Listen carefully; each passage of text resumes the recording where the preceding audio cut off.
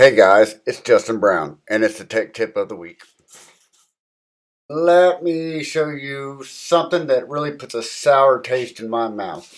I see it all the time out in the field. I see it all the time. I don't know why techs do this, but that's what they do right there. How I resolve this problem on aluminum door frames.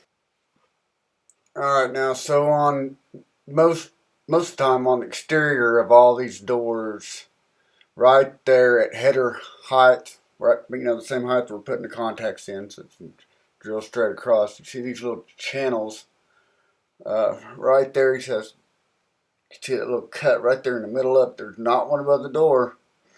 There is right there, and all the way down to the other end of the wall. It's really, really, really simple process here. Just jump up on your ladder and get your tweaker out of your pocket. Pull that little gasket out. It just pops right out really easy. It pops back in the same. Put your hand on that channel and give it a good smack. Bam! Comes right out. Drill both ends all the way through. I mean, easy peasy. No hole.